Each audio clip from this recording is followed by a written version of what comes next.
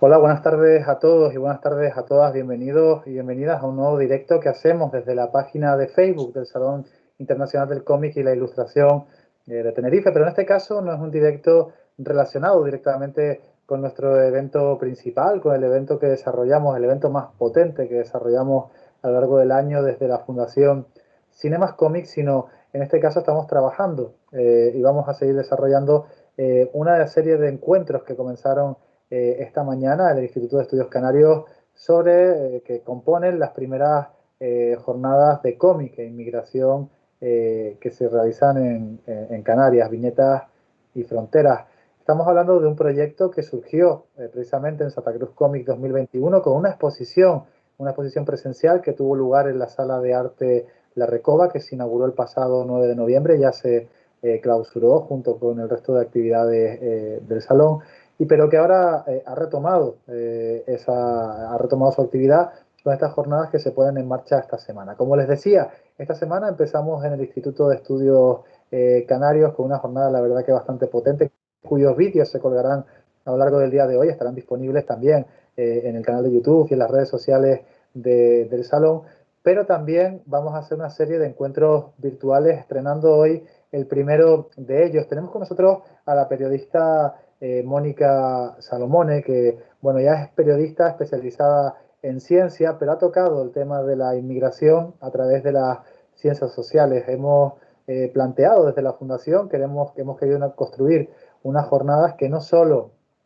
trabajen desde el punto de vista de los autores, desde el punto de vista del cómic, desde el punto de vista del universo, de la viñeta y el bocadillo, sino también tocar aspectos técnicos que puedan servir para todas aquellas personas que trabajan directamente con los sectores que reciben a las personas migrantes que llegan a España y, por supuesto, a Canarias.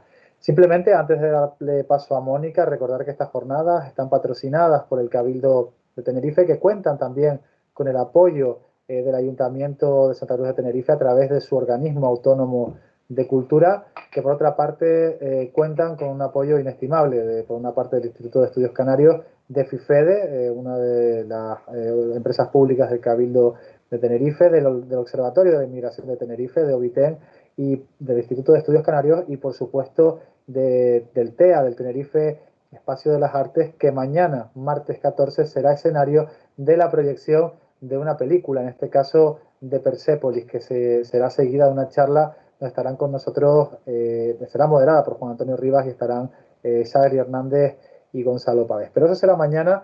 Hoy vamos a centrarnos en la charla que tiene lugar ahora, este encuentro virtual con Mónica, que creo ya está al otro lado esperándonos para empezar a hablarnos de periodismo y de inmigración. Buenas tardes, Mónica.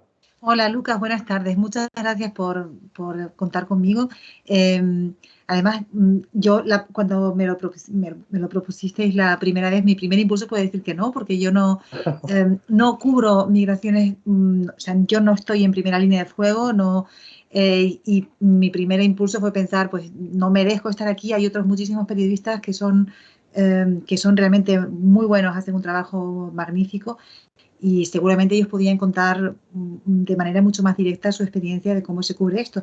Pero luego pensé que a lo mejor precisamente por eso, por no estar justamente ahí al pie donde se está generando la información, sino un poquitito más atrás, con esta visión de público muy interesado y al mismo tiempo conocer, quiero pensar que bien, las herramientas de la comunicación y los códigos y los lenguajes y por qué unas cosas se interpretan de una manera y otras cosas de otra, pues pensé que a lo mejor sí que podía contar mi experiencia o dar una opinión o plantear preguntas que a lo mejor personas en el propio público pues quieran responder también.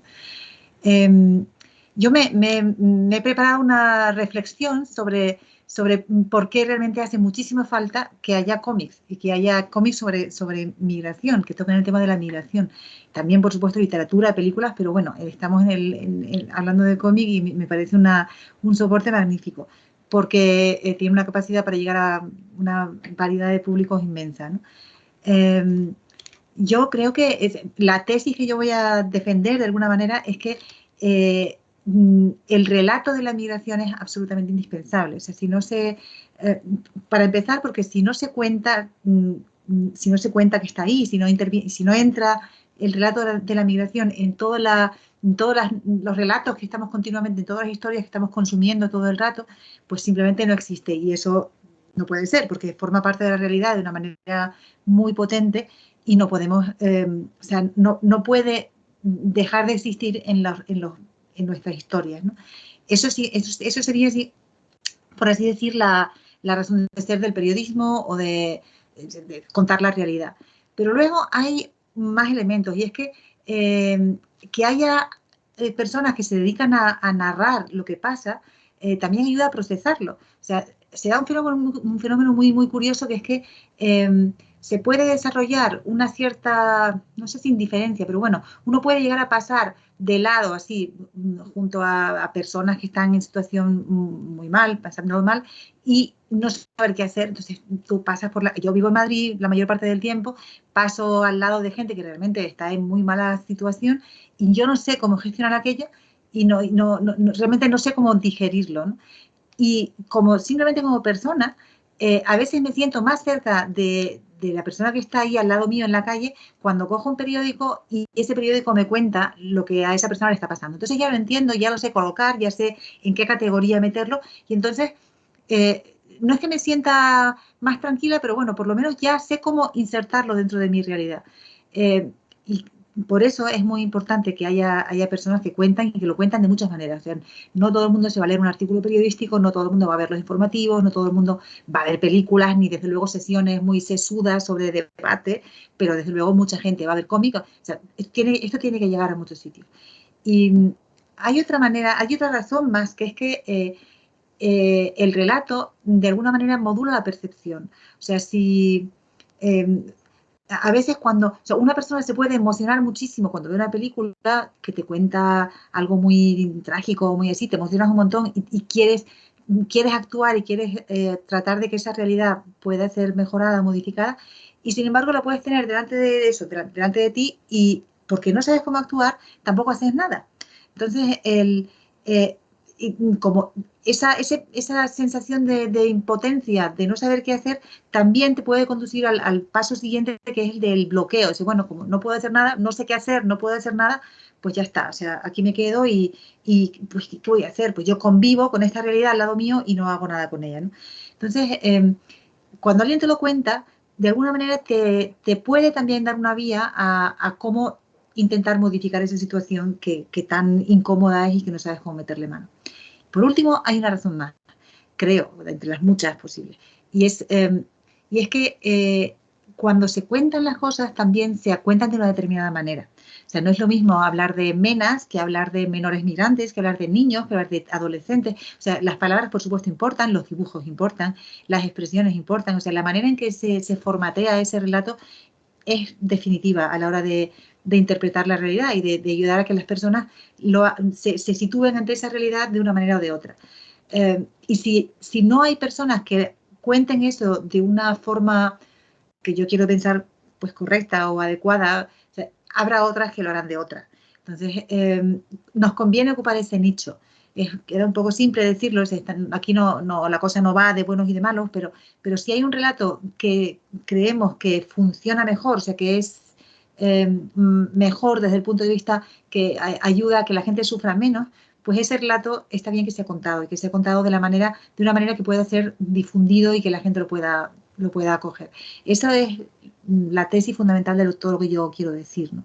Ahí me he traído, pues me había repasado una serie de situaciones de los últimos años relativas a la migración en los medios, y me acordé del caso que a lo mejor muchos de ustedes también recuerdan, que es el del niño Aylan, aquel.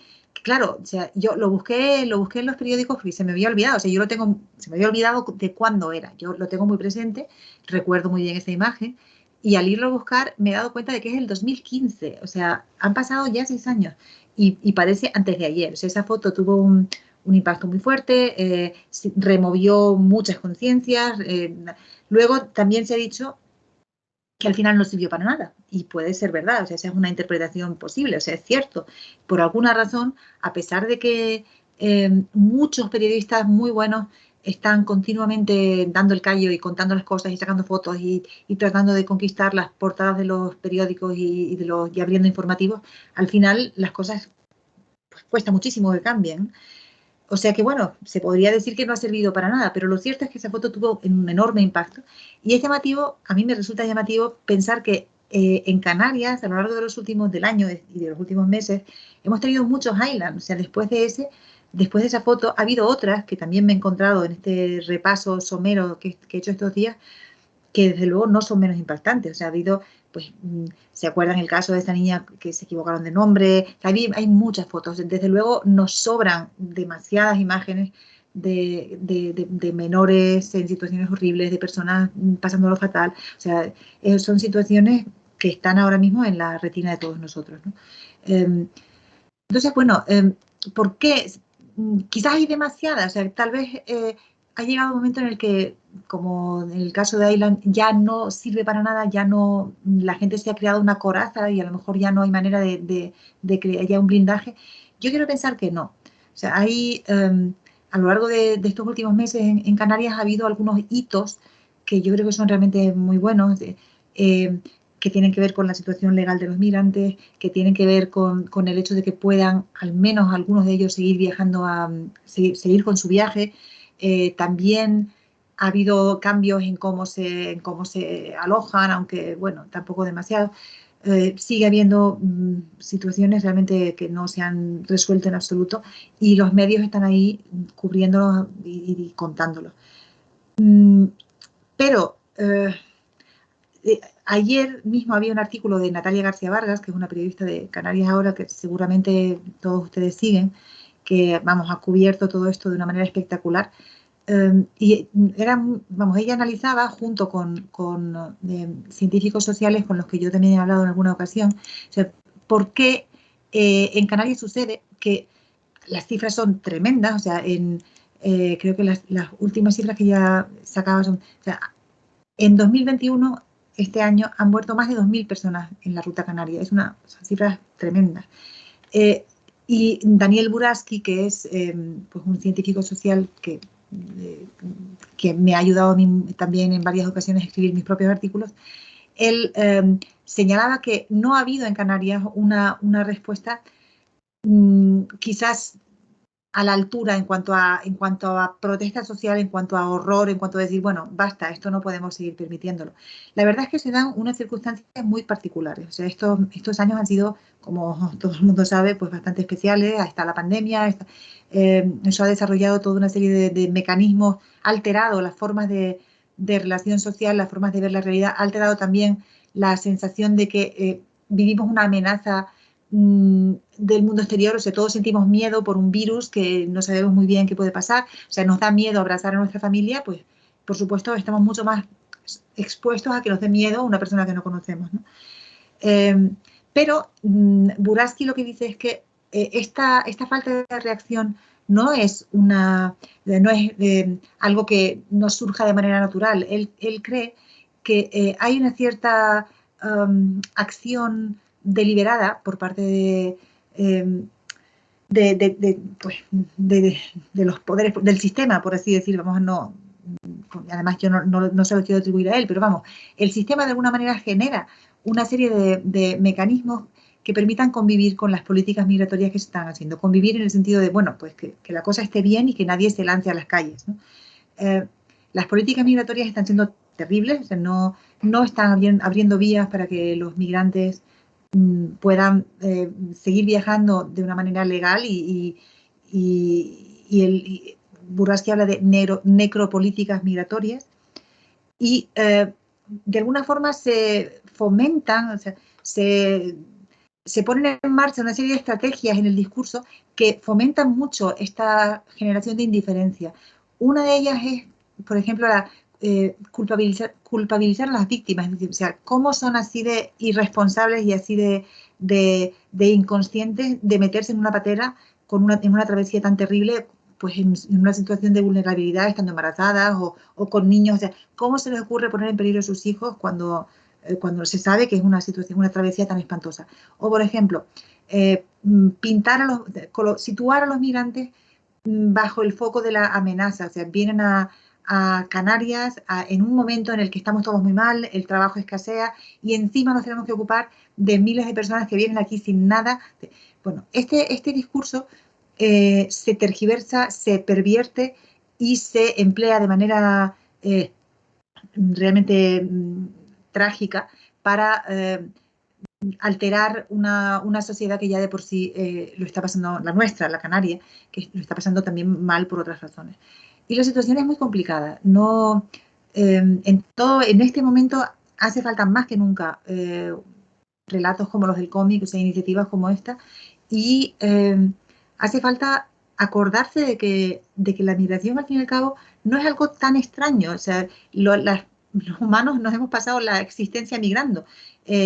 La primera vez que yo me enfrenté a este tema como periodista en esta última crisis en Canarias, cuando me puse en contacto con los científicos que estaban estudiando esto desde el punto de vista académico, lo primero que me dijeron fue, bueno, para nosotros, o sea, para nosotros ahora, aquí y ahora, que vemos lo que está pasando y que llegan las pateras y pasa lo que pasa, por supuesto es horroroso, es trágico, es horrible y las situaciones son tremendas. Pero desde el punto de vista histórico, de historia de la humanidad, por así decir, no es una cosa anómala, o sea, las migraciones están continuamente funcionando, nosotros estamos aquí y existimos tal como somos, como especie de esta manera, porque nuestros antepasados hace mucho tiempo migraron también y nos hemos pasado la vida migrando de un lado a otro, tratando de buscar la manera de solucionar pues, nuestro modo de vida, ¿no? Eh, lo que pasa es que, claro, la imagen que nosotros tenemos tiende a ser siempre del momento más conflictivo. O sea, uno llega a ver el periódico y te encuentras, pues, al periódico el informativo, las redes sociales, o sea, lo que uno use para informarse, y encuentras la foto más terrible, el relato más dramático de alguien que llega, que se ha muerto, o sea, todo es horrible, todo es una cosa muy, muy dura y por supuesto nadie quiere eso. Pero la realidad es que estas personas vienen de una vida normal, con mayor o menos, vamos, normal, no muy afortunada, por eso se quieren ir, pero vamos, o sea, su vida es una vida como la nuestra, y quieren ir a lo mismo, es decir, no es nada tan terrible. Y una de las cosas que falta, en mi opinión, en el relato periodístico de la migración, que siempre está muy pegado a la actualidad, a lo llamativo, a lo dramático, a lo que no puedes dejar de enterarte porque es terrible, una cosa que falta, digo, es la continuación. O sea, a ti te cuentan lo terrible que es cuando llegan, pero casi nunca te cuentan qué pasó 4 años después. En la península tenemos una constatación muy clara de lo que pasa 4, 5, 10 años después. En España, en la España peninsular sobre todo, bueno, también en Canarias, pero en la península desde luego, hubo una llegada enorme de migrantes, sobre todo de países de América Latina, hace unos años, y no pasó nada, es decir, rápidamente, bueno, con mayor o menor rapidez, pero vaya, se insertaron dentro de la sociedad española con fluidez y no pasó nada, es decir, muchas personas encontraron trabajo cuidando a personas mayores, o sea, había un nicho de trabajo que los españoles en ese momento pues no querían, porque teníamos más formación, porque teníamos otras aspiraciones, y no pasó nada. Y ahora, el 10 años después de personas que llegaron en situación irregular a la península, son familias totalmente establecidas, niños que van a la escuela, o sea, economías, quiero decir, no pasa nada. Eso también tiene que estar en el relato. Entonces, cuando yo me interesé de forma muy, digamos, intensa o profunda por lo que estaba pasando en Canarias, mi primer objetivo fue tratar de contar eso, o sea, el antes de las personas que habían llegado ahí y hacer posible sus sueños para saber a dónde quieren ir, qué quieren hacer. Esto no sé si lo voy a poder hacer, porque la vida nunca hay tiempo de todo, pero vaya, esto es lo que yo quería decir básicamente. O sea, no, el relato hace falta. Si lo quieren hacer en cómic, mejor, magnífico, porque mucha gente lee cómics y ojalá lo hiciera mucho más. Eh, y hay que hacerlo con esa óptica y ocupando el nicho de, de, de las personas que quieren saber cómo entender ese fenómeno y que si alguien no les dice, miren, no pasa nada, a lo mejor van a prestar oídos a quien les dice, estas personas vienen a quitarte el trabajo y encima de que tenemos poco, encima van y te lo quieren quitar. Entonces, que bueno, yo les animo a quienes trabajan en esto que sigan haciéndolo y ustedes que hagan más exposiciones como la que hicieron. Ya está. Y no te oigo. Espérate, Lucas. Ahora sí me escuchas. Ahora sí, perfecto. Pero lo tenía silenciado para que no se colase ningún ruido mientras estabas hablando. Gracias por las palabras de la exposición. Recordamos que fue una exposición que se pudo ver en el Salón del Cómic de Tenerife, que estuvo y todavía está virtualmente accesible a través de la página de Santa Cruz Cómic y también de la Fundación Cinemas Cómic, en esa pestaña que hemos abierto de viñetas, viñetas y fronteras. Y además tenemos que tener en cuenta una cosa, ¿no? Fue una de las exposiciones que personas, tampoco hace falta nombrarlos, pero personas de referentes dentro del mundo del cómic en Canarias pasaron por allí, como no podía ser de otra forma, y nos decían, nos aseguraban que tenían sentimientos encontrados. Que tenían sentimientos encontrados porque por una parte se estaban encontrando pues con determinados dramas humanos que de otra forma o a través de otros canales no tenían manera de conocerlos, y también estaban accediendo a dramas humanos que quizás despertaban sentimientos en ellos que eran menos positivos, por no tampoco meternos mucho en cuestión y tampoco convertir esto en una charla excesivamente amarillista. Pero cuando se habla de estos temas, Mónica, todavía existe una polarización terrible dentro de la sociedad, es más ahora que vivimos, yo creo que desde el tiempo que tengo uso de razón, es la sociedad más polarizada la que me ha tocado debatir o incluso defender determinados argumentos, pero también se da la dualidad de que tenemos una polarización interna que con este tema a veces despierta fantasmas que uno no sabe que tenía dentro del armario, ¿verdad? Sí, sí, pero tenemos que pensar, bueno, yo creo que hay que pensar que, ¿cómo decir? Somos muy fácilmente manipulables, todos nosotros. Hasta o sea, hay que tener la cabeza muy fría y muy bien formada y tenérselo muy estudiado para no caer en trampas que son fáciles y que son muy efectivas. O sea, no hay que olvidarse de que nuestros problemas no vienen de que aparezca una persona pidiendo trabajo, pidiendo ayuda para seguir su viaje. O sea, realmente nuestros problemas vienen de otro sitio. Y hay estrategias bastante sencillas que yo no me sé bien, si desde luego no las sabría contar, para tocarte la fibra y decir, bueno, a mí como me interesa desviar tu atención de ese problema que realmente es importante y sobre el que tú sí podrías hacer algo, con tu voto, por ejemplo, entonces no pienses en eso, piensa en cambio en esto otro, que es muy emotivo, muy emocional, o sea, muy primario. El rechazo al otro es una cosa muy primaria, o sea, muy de animal. Y supongo que tiene un sentido, pues yo qué sé, evolutivo, si quieres, o tal, pero no es un absoluto. O sea, de la misma manera que está el miedo a lo desconocido, o sea, el miedo a lo desconocido es una cosa que todos tenemos. O sea, de repente, a ver, una de las razones por las que a mí me parecía muy importante que hubiera un contenido periodístico atractivo y fácil sobre lo que está pasando en Canarias es que mis padres viven en La Laguna, yo soy de La Laguna, y ahora creo que no tanto, pero ha habido una época en que, pues paseando por el centro de La Laguna, había muchísimos chicos altos, grandes, fuertes, con un aspecto diferente, ¿ves? O sea, la gente, los laguneros de siempre, o a lo mejor una señora de La Laguna de 75 años, pues yo qué sé, lo mismo está caminando por la calle San Agustín o por el Camino de la Espera a las 8 de la tarde con aquello medio oscuro y lo mismo se siente insegura porque de repente se ve a cinco hombres grandes de frente que vienen, pues hombre, yo entiendo que ella se puede sentir amenazada, ella no sabe quiénes son estas personas, no, o sea, tiene una pinta diferente a lo que ella está acostumbrada. El rechazo y el miedo es algo atávico y es algo posiblemente que te ayuda a defenderte de un entorno que puede ser agresivo, pero no es un absoluto. O sea, esa misma persona que tiene miedo, rechazo o que no sabe cómo tratar aquello, seguro que si ve a un niño dormir, a un niño o a alguno de estos que se ha roto un pie, le va a preguntar ¿qué te pasa? ¿Qué necesitas? ¿Necesitas algo? Es decir, les va a ayudar o o si desde luego, si llega a una playa y ve que no puede salir, o sea, se mete a sacarlo. Tan natural es una cosa como la otra y el asunto está en que haya la manera, de explotar, digamos, el lado bueno de esa reacción tan espontánea y no el lado tan malo que puede ocurrir de forma, que sale también de forma natural. Pero aquí no hay personas, yo no creo que haya personas naturalmente buenas y naturalmente malas. Lo que hay son circunstancias y hay relatos y hay maneras de poner la situación de una forma u otra.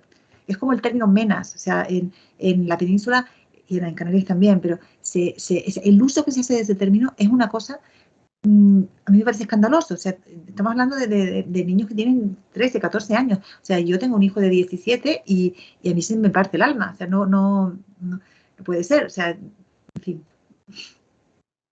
Mónica, estaba mirando el móvil porque justo nos está comentando la compañera Silvia, que está por aquí con nosotros para hacernos apoyo en la charla, que están llegando algunas preguntas.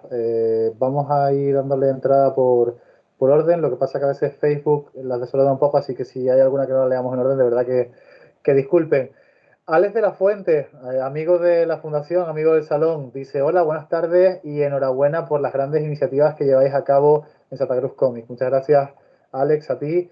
Y lo empatamos con un comentario que hace justo debajo. Vamos a pasar a leerlo. Dice: lo que no podemos es ser víctima de la manipulación, nos comenta Alex. Nosotros en España también huimos hace relativamente poco. Nos acogieron mucho mejor de lo que nosotros últimamente estamos acogiendo nosotros debido al calado de ciertos mensajes políticos. A los que nos quitan el trabajo, yo diría que el problema es que el problema que da ese trabajo, que prefiere pagar menos a alguien con más necesidad que a un español, por ejemplo. Es un tema muy delicado, pero importante de reflexionar. Mónica, yo lo único que quería comentar, si me lo permites, antes de que empieces tú a contestar a la pregunta, es que muchas veces, yo no sé cuál es el comentario de Alex, y Alex de verdad que me perdone porque sabe que él es el responsable de Inclusion Más, un cómic con el que hemos trabajado en varias ocasiones a través de la Fundación. Pero normalmente hay una cierta mitología cuando nosotros, sobre todo cuando se huyó de España por la represión franquista, y antes por la Guerra Civil Española, hay una cierta mitificación de cómo vivieron esos exiliados, ¿no? Y es verdad que precisamente en Francia, que se supone que era uno de los países que estaba en armas contra el fascismo, precisamente no es que nos recibieran del todo bien, que de hecho casi que acabamos también en campos de concentración, no de exterminio, pero sí de concentración, y se nos permitía a los españoles muy poco relacionarnos con el resto de ciudadanos franceses. Sí es cierto que, y perdón Mónica, pues no sé si vas a reflexionar sobre lo mismo, que en otros países sí se nos trató bien, incluso cuando fuimos emigrantes. Yo creo que muchas personas de Canarias tenemos familia que ha ido a Venezuela o a otros países de Latinoamérica y que hemos tenido y que han tenido buenas y malas experiencias, un poco de todo. A raíz de la reflexión de Alex, que también me gustaría saber tu opinión, Mónica, te lanzo también esta pregunta. ¿Crees que se nos ha tratado tan bien o tan mal como se ocurre en países como el nuestro o en otros países europeos comunitarios? No lo sé, no puedo responder, pero sí sé que el mecanismo de englobarnos a todos en un mismo paquete, sea a nosotros como migrantes cuando lo fuimos en su momento, o nosotros ahora en nuestra memoria, pues lo que tú has dicho de Francia. Yo, por ejemplo, yo he pensado en México. México siempre se dijo que fue muy generoso con los españoles que fueron. O, por ejemplo, no ya en el caso de España, pero, por ejemplo, Estados Unidos, la historia de Estados Unidos siempre se ha dicho que se ha construido con migrantes que han hecho el país, y que, bueno, precisamente ahora no es que estén teniendo una política de brazos abiertos con todo el mundo, ¿no? Y sin embargo ellos saben muy bien lo importante que es tener unos migrantes, o sea, tener una inmigración potente y que te enriquezca. No lo sé, lo que quiero decir es que es muy fácil caer en el tópico. De hecho el tópico y los estereotipos existen para eso, existen para acortar una reflexión que es complicada y hacerla sencilla, porque si no, no hay manera de meterle mano. Yo seguro que en Francia hubo mucha gente que ayudó mucho a españoles migrantes, y seguro que otros muchos se aprovecharon salvajemente, como en casi todos los países. Aún hoy, cuando nosotros españoles vamos a Europa o En Asia, la verdad que no lo sé, no tengo menos, pero en Europa, hace poquito uno ve Twitter y enseguida te encuentras a gente que se queja de que, pues, yo qué sé, en Alemania le han mirado mal porque habla español o en Inglaterra. O sea, ese tipo de cosas están todo el tiempo. Yo creo que no deberíamos hacer mucho caso en la práctica. O sea, que cada uno tendrá su experiencia personal, cada uno. Y históricamente es muy difícil. La historia además es muy fácil reescribirla, porque según quien tenga la voz más potente en cada momento, pues te va a contar una cosa u otra. Es muy difícil tener datos FETEN que te dicen, bueno, pues entonces hacemos un estudio estadístico y dónde nos trataron bien, dónde no. Yo no lo sé, pero es una cosa complicada de llegar. Y en cambio es muy fácil, es complicado llegar a una verdad y en cambio es muy fácil caer en el estereotipo y en algo y en una versión que te cuenta otra persona y a quien que le interesa que tú te la creas, vaya. Sí, bueno, es verdad que es cierto que esta mañana durante el desarrollo de las jornadas que se realizaban precisamente, como decíamos al comienzo de la charla, en el Instituto de Estudios Canarios, reflexionábamos sobre esa figura que me imagino que también ha tenido su eco en la prensa y es el estereotipo que existe de las personas migrantes. Y España es un país que recibe muchísimas personas migrantes de todo tipo, personas migrantes comunitarias, extracomunitarias, etcétera. Y parece que la visión que se nos ofrece desde la prensa es una sola, ¿verdad, Mónica? Claro, Y con, exactamente. una, y con una serie de connotaciones negativas, porque hay otro tipo de flujos migratorios, de flujos de personas, no tienen esas connotaciones tan negativas. Es tremendo, de tremendo me refiero a que es muy complicado. O sea, un medio de comunicación, como todo el mundo sabe, pues es apenas una ventana a la realidad, la que sea un medio impreso, sea un informativo en televisión, y ahora ni siquiera existe ese paquete, ahora mismo uno va directamente con su teléfono a escoger el contenido que quiera. A lo que voy es que cada uno de alguna manera selecciona un pequeñísimo, vamos, minúsculo fragmento de la realidad y de una realidad que es enorme y por supuesto, muy, muy variada, muy diversa. Basta con que haya un acontecimiento negativo asociado a inmigración para que sea ese acontecimiento el que vaya a copar todas las portadas, todos los informativos, y el que te vaya a saltar con la notificación del móvil porque es el que más mira la gente en Twitter, para que ya todo el fenómeno migratorio se quede teñido de aquello si es malo. Por el contrario, si de repente hay una persona migrante que salva a alguien de una forma heroica, bueno, pues la realidad es que las cosas nunca son ni de un extremo ni del otro. O sea, la realidad pues suele estar en medio y lo que más se parece a una realidad cotidiana pues suele estar en el medio. O sea, pero sí, efectivamente, o sea, los periódicos y los medios de comunicación reflejan con muchísima más, le dan muchísimo más peso y espacio a los fenómenos, pues los asaltos a la valla en Ceuta. O sea, claro, a ver, o sea, ¿cómo uno no se va a posicionar en contra de unos brutos que están tirando no sé qué de cal y sierras eléctricas? Y, hombre, pues normal, a nadie le gusta eso. Eso es una invasión y un ataque de fronteras y una cosa tremenda. Entonces se dan fenómenos curiosísimos. O sea, uno está en un mismo periódico y por una parte ves en la sección de migración, de personas migrantes, ves unos artículos súper concienciados y sensibles y luego un poquito más allá ves unas declaraciones de dinosaurio que te pintan lo mismo pero bajo una luz, una óptica completamente diferente. Es muy complicado y lo único que yo creo que podemos hacer es tratar de mantener la cabeza abierta y bueno, no sé, utilizar todos los canales a nuestra disposición para contrarrestar esa realidad, ese relato sesgado de una realidad que es muy compleja. Nos hacen más preguntas por aquí, Mónica, si te parece, le vamos leyendo. ¿Te acuerdas? No sé si te acuerdas, Mónica, que esto ya es mi frase, mi muletilla, ¿no? Pero te dije que pasaba muy rápido esta charla. Llevamos por más de la mitad, estamos ya creo que por 35 minutos o cerca de 40. Pasa volando, te lo digo en serio. Parece que cuando se enfrenta a esto parece que va a durar toda la vida, pero pasa en un segundo, en un suspiro. Nos dice Juan Miguel González, gran iniciativa, necesaria cuanti menos. Una cuestión, ¿creen que el periodismo es sesgado y cobarde sobre la inmigración?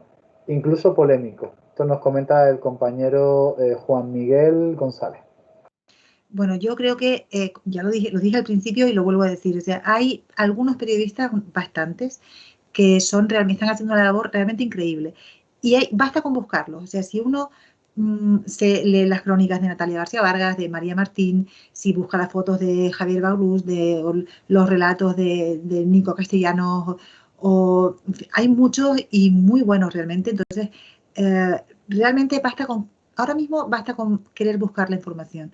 Eh, y en este momento es un momento, desde el punto de vista del panorama informativo, es un momento muy especial, porque yo no sé la persona que hace la pregunta cuántos años tiene, por ejemplo, pero yo me crié en un mundo en el que yo compraba mi periódico o me sentaba en la tele y a mí me daban pues eso, un paquete de alguien que se supone que trabajaba para eso, había preparado una especie de selección y me ha dicho, bueno, pues esto es las cosas que son más importantes para saber tú hoy, que necesitas saber, son estas.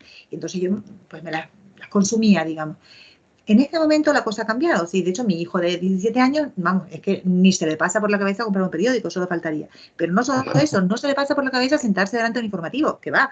No, no, no. Él tiene su teléfono, entonces a él le llegan notificaciones que alguien selecciona, o sea, un algoritmo selecciona, y esas informaciones, esa selección está basada en lo que otras muchas personas han visto, o sea, el número de visitas que tienen, o quizás las cosas que él haya visto antes o que haya comentado. Es decir, ya no hay una persona o un equipo que con un criterio, en fin, que ha tenido una formación específica para seleccionar una parte de la realidad y preparártela y ponértela en bandeja y te la formatea, te pone un lacito y te lo da en un periódico o en un informativo. Eso existe, por supuesto, pero la mayor parte de la gente ahora ya no consume información así, sino que o bien se deja aconsejar por un algoritmo o bien va, porque tiene unos intereses previos, lo va a buscar y entonces hacemos nosotros nuestra propia selección. Es una situación muy curiosa, entonces, a lo mejor los medios no es que sean sesgados, que lo son, pero quizás los sesgados seamos nosotros, al no, al dejarnos, al permitir que se nos sirva una información previamente seleccionada con criterios que no conocemos. O sea, pueden ser un criterio pues, el que nosotros hayamos decidido antes porque hemos ya dicho de antemano, me interesa esto y esto y esto, pero entonces tú eres ignorante a lo que puede ser. Si tú dices, a mí me interesa esto, pero claro, hay un montón de cosas que no sabes si te interesan o no porque no sabes ni siquiera que existen. Claro. O sea que ahora mismo el sesgo yo creo que es más interior, es nuestro. Nosotros corremos el riesgo de tener un menú informativo sesgado y tenemos que activamente combatir ese sesgo, en mi opinión. Ha habido un debate precisamente con el algoritmo esta semana y la anterior porque se ha querido, no sé si estabas al tanto, Mónica, yo la verdad que lo descubrí de manera casi que residual, que se ha querido formar un sindicato de youtubers, de personas, bueno, se han llamado creadores de contenido digital y se ha hablado mucho del algoritmo, ¿no? Y esta semana en muchos canales de YouTube se ha hablado de esto, sobre todo aclarando, porque yo la verdad que lo desconocía, cómo se construía el algoritmo, ¿no? Que no es una cosa que venga prefijada por otro tipo de personas, sino que nos ofrece el sistema de una manera inteligente, intentando predecir qué es lo que nos gustaría encontrar, ¿no? En base a nuestras búsquedas y demás. Aunque aunque se ha aclarado por lo menos se nos ha contado que no hay una actividad dirigida detrás, sí que es verdad que eso tampoco deja de ser una evidencia de que al final estamos metiéndonos en una cámara del eco y buscando aquellas cosas que nos reconfortan y que quizá refuerzan los estereotipos con los que ya venimos casi que de serie porque llevamos bebiendo de ellos no solo por la prensa, sino por otro tipo de cómic, ¿no? El que hemos tratado en las jornadas, que es el cómic europeo, que quizá cuenta otro tipo de historias, sino cómics que venían de otra época, de otro contexto social y también de muchos estereotipos que han viajado a través del cine, de la pantalla de televisión, de la pequeña pantalla en casa. ¿Crees que, por un poco también conocer tu opinión, crees que es mejor que tengamos una persona que funcione como un gatekeeper, ¿no? Creo que era el término periodístico de este tipo de individuos, los que controlaban cuál era la información que pasaba o no, o que quede completamente en manos del ciudadano teniendo en cuenta que funcionamos con un sistema que los propios creadores de algoritmos tampoco entienden muy bien cómo funciona, porque es una inteligencia artificial. No sé qué crees que es mejor. Yo por un poco echar una visión diferente a este debate que ha estado tan candente esta semana. Yo, bueno, no era consciente de este debate en particular, pero entiendo que efectivamente, o sea, no se trata de que nosotros estemos bajo el control de un gran hermano que quiere que veamos esto o esto otro. Somos nosotros mismos los que decidimos con nuestros gustos previos lo que el propio algoritmo nos va a ofrecer, casi seguro, ¿no? Pero imagínate, con la música a lo mejor es más fácil. O sea, cuando empezó esto de la inteligencia artificial, hace pues igual 10 años, yo recuerdo hablar con un investigador bastante importante en inteligencia artificial, que además le gustaba mucho la música y que habían creado un sistema de recomendación para, para la música que el sistema te recomendaba qué música te va a gustar. Ahora mismo eso lo tenemos, vamos, ahora está al orden del día con las listas de Spotify y con tal. O sea, eso, si has escuchado esto, te va a gustar esto otro. En aquel momento era bastante revolucionario y él, el propio investigador y yo misma, yo recuerdo que nos decíamos, pero claro, a mí, ya, si yo no hubiera escuchado tal grupo, porque me lo enseñó mi amiga no sé qué, o porque un día salí y de casualidad, pues jamás hubiera elegido ese tipo de música, porque ni siquiera sabía que eso estaba. Por ejemplo, pues yo qué sé, música africana, música asiática, que a veces es rarísima. O sea, hay tipos de música que jamás en la vida uno vaya a buscar, porque es que eso no está en tu universo. O sea, son, yo qué sé, o sea, son códigos diferentes, son no sé. Y a lo mejor un día, a la cocina, o sea, un día vas y lo pruebas y te parece que es, vamos, descubres que ese es el tipo de música que a ti te gustaba y te alucina, o a lo mejor te gusta para ese momento. Es decir, hay una riqueza de cosas en el mundo, de estímulos, que uno es imposible que los vayas a escoger si no exploras en vacío, ¿no? Entonces, ese es el principal riesgo, en mi opinión. Si eliminando ya la parte de un gran hermano o de una mano ahí perversa que está decidiendo cómo quieren que pensemos, el mero hecho de que alguien te diga, te va a gustar esto porque te gustó esto otro, o sea, vaya, pues qué gracia. O sea, yo lo que quiero es Cosas descubrir, nuevas, ¿no? claro, que no sabía ni que existían, ¿no? Y eso ya me parece un riesgo importante. ¿Cómo salirse de ahí? Me parece muy complicado, la verdad. Eh, no sé, luego es verdad que la propia inteligencia artificial tiene un riesgo muy gordo de sesgos que cuesta muchísimo combatir. Ya saben, están esos ejemplos de, pues yo qué sé, como los programadores son casi siempre personas jóvenes, blancos, casi siempre o muy a menudo hombres, pues tienen una visión del mundo que, quieran o no, se va a infiltrar en su programa, ¿no? Entonces, bueno, es un reto muy grande y lo que yo no sé es cómo, cómo se combate, desde luego. La verdad es que es un reto del futuro. Se están planteando soluciones. Creo que esta semana Íñigo Errejón aparecía en los medios de esta semana anteriores, que ya, como el 2021 va todo tren, yo ya no Sí, es las verdad. distingo, pero aparecía proponiendo que se creara un observatorio del algoritmo desde el gobierno de España. Veremos en qué queda esta iniciativa y si realmente sirve para poder controlar esta situación de la que estamos hablando. Más preguntas, Mónica. Nos dice por aquí Ana Pérez. Buenas tardes. Debo decir que estas jornadas me parecen bastante interesantes y necesarias. Gracias, Ana. Dice Mónica, ¿crees que el periodismo alimenta el odio de las personas? Bueno, esta pregunta es un poco más ruda. ¿Ha habido algún tema sobre el cual haya costado escribir un artículo precisamente por la cuestión de la anterior pregunta? No sé si se refiere al odio o a una posible coacción o censura o autocensura que a veces ocurre con los propios periodistas, ¿no? No sé, Mónica, qué te parece la pregunta, si te parece adecuada y si te apetece responderla porque es un poco cruda, ¿no? No, no, pero esta es muy pertinente. Vamos, por supuesto. Yo creo que no, la respuesta es no. O sea, el periodismo como tal no fomenta el odio en absoluto. Hay que dejar una cosa clara. Yo quisiera dejar una cosa clara respecto a mi visión del periodismo, que yo creo que es la correcta, por supuesto, pero bueno, a saber. Eh, quiero decir que es la mía, pues yo la defiendo, pero es como el arte. O sea, eh, se puede tener una opinión, una alta opinión del arte, altísima. O sea, el arte puede ser considerado la máxima expresión de la cultura o del ser humano en sus múltiples versiones, ¿no? El periodismo pasa un poco igual. O sea, el periodismo realmente es un oficio, es una actividad que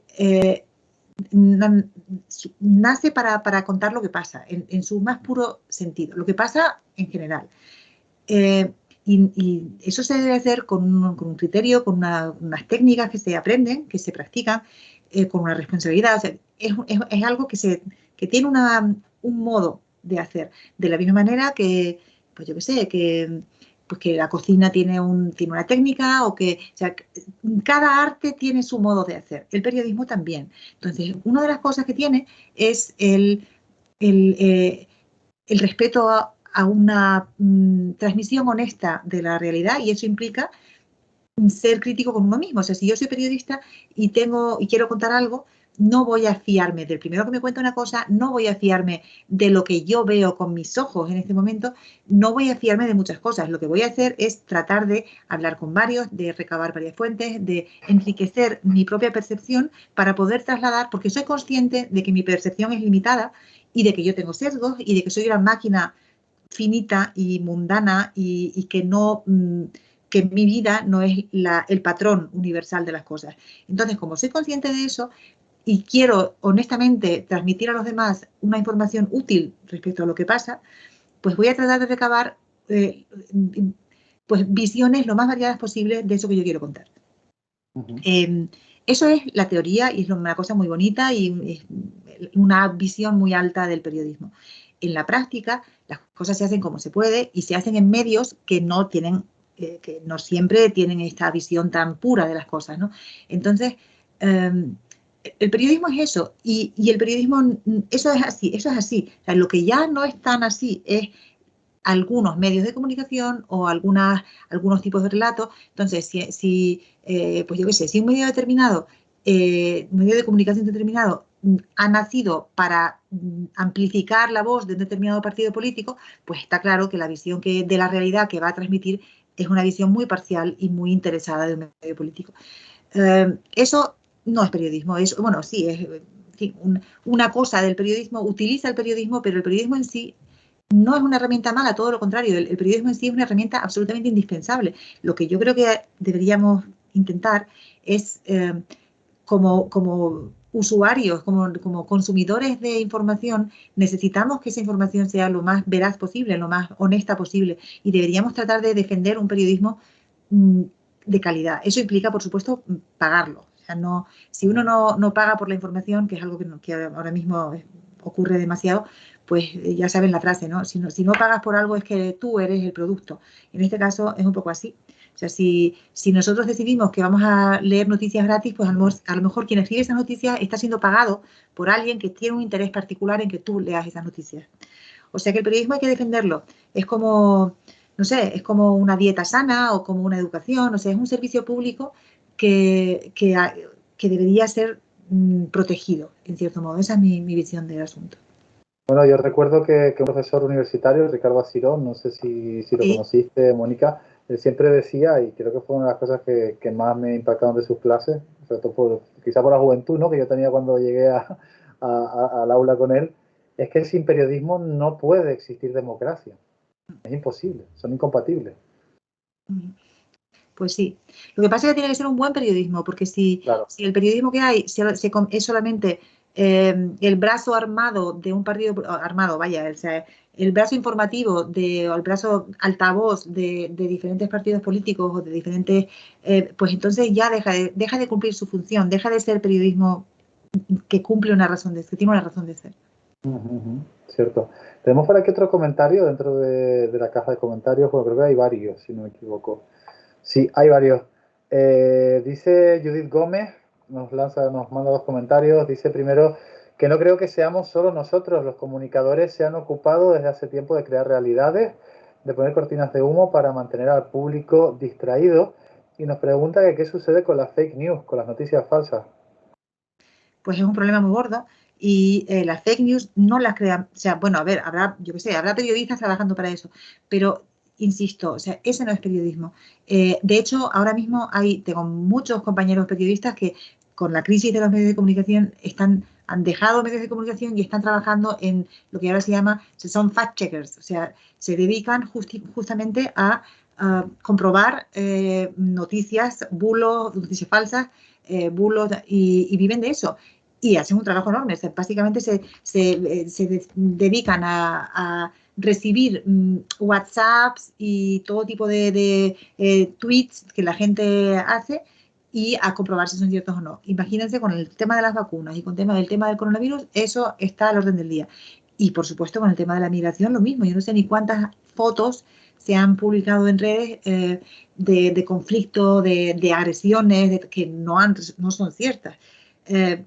Los medios de comunicación serios intentan evitar caer en eso. No siempre lo consiguen. O sea, ha habido algunas metidas de pata monumentales de periódicos tan gordos como The Guardian por supuesto, El País. O sea, eso ocurre mucho, pero se intenta evitar. Ahora, las fake news, algunas de ellas son casi producto de la tontería, o sea, alguien que hace una bobada en Twitter y hace un montaje de lo más tonto y aquello resulta que se vuelve viral y la gente lo entiende como quiera, y otras muchas veces pues sí que tienen detrás una mano negra que lo monta. Por supuesto, la culpa, entre comillas, nunca es del público, pero el público sí tiene que desarrollar, o debería, a estas alturas, deberíamos intentar que el público de diferentes edades y desde luego los que son jóvenes ahora y empiezan a consumir información ahora, deberíamos intentar que tuvieran una cierta formación de cuándo se te tiene que levantar la ceja ante una noticia falsa, ante un bulo. O sea, cuándo no deberías compartir, o sea, cuándo te tienes que escamar, cuándo tienes que pensar, esto no puede ser, esto déjame mirar. Ahora mismo eso es fundamental, o sea, tener ese colmillo retorcido, decir, bueno, esto no sé. O sea, es mejor pecar de escéptico y pecar de crítico y de incrédulo que lo contrario, desde luego. Mónica, más preguntas, bueno, comentarios, preguntas. Pedro Julio Pérez, que estuvo esta mañana, por cierto, también en las jornadas, asistió esta mañana al Instituto de Estudios Canarios. Dice, buenas a todos y a todas. ¿El cómic y el periodismo reflejan alguna vez el problema cultural a la hora de integrarse en el país al que emigras? Creo que hay determinadas culturas o aspectos culturales que dificultan la integración de los inmigrantes. Como ejemplo, lo podemos ver en la comunidad hindú en Canarias, donde prácticamente solo se relacionan entre ellos y muchos no llegan a aprender a hablar el castellano. Creo que ahora la comunidad china está teniendo algunas semejanzas, nos continúa diciendo Pedro Julio, donde solo se relacionan entre ellos y no parecen que aprendemos algo de su cultura ni ellos de la nuestra. No suele haber conflictos con estos ejemplos, pero tampoco parece que nos enriquezcamos culturalmente unos de otros. ¿Qué piensas, Mónica? ¿Existen comunidades más cerradas dentro de esto de inmigración? ¿Crees que el periodismo de alguna forma puede ayudar? O en este caso, como señala Pedro, El refleja ese periodismo, problema de integración de determinadas culturas en otras.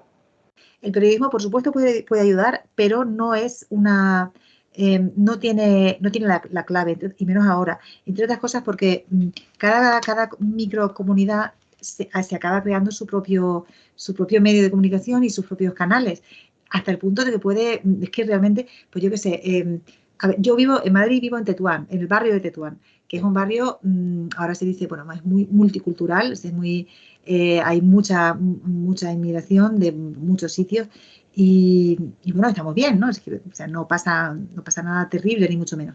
Pero y cada, hay bares donde el público es de una manera, hay restaurantes donde o sea, cada uno más o menos se organiza y tienen también sus redes y sus medios de comunicación. Mm, La, la, o sea, la mejor manera que yo conozco en mi barrio y estaría dispuesta a decir de todo el mundo, pero bueno, no puedo yo hablar de esa manera. Pero lo que sí, el periodismo no sé, el periodismo no lo tengo claro, aunque puede contribuir, por supuesto. Pero lo que es mano de santo es el cole público. O sea, mis hijos van al cole público aquí al lado y ahí hay de todo. Y ahí bien, o sea, lo que pasa es que los coles tienen que estar bien dotados, o sea, tiene que haber ayuda para niños que no hablan bien la lengua, tiene que haber ayudas o sea, apoyo para que las familias que no conocen bien el idioma local de llegada, pues sus hijos puedan tener un apoyo. Las cosas la integración no se hace sola, tiene formas y eso está muy estudiado. El periodismo ayuda, pero yo no creo que sea mano de santo, por resumir la respuesta. Pero hay formas de hacerlo, por supuestísimo. Ujú. Bueno, a veces parece que se pone muchísima responsabilidad en el periodismo, ¿verdad, Mónica? Y nosotros Sí, realmente, como sí, periodistas, lo que sí. hacemos es contar lo que sucede o intentarlo de la manera más objetiva posible, aunque lo que te comentaba, en una sociedad tan polarizada como la que tenemos ahora, a veces parece hasta complicado e incluso peligroso, ¿no? El intentar hacer de abogado del diablo en algunas ocasiones. Pero Hombre, no somos el agente transformador de la sociedad, no somos el único agente transformador de la sociedad. Tiene que haber más piezas, ¿no?, dentro de ese puzzle. a ver, hay una cosa, a mí que, a ver, ¿cómo decir?